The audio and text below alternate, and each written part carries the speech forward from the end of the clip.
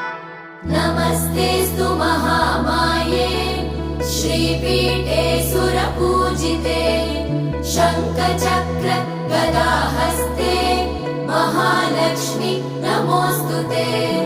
नमस्ते गरुडारूढे कोलासुरभयङ्करी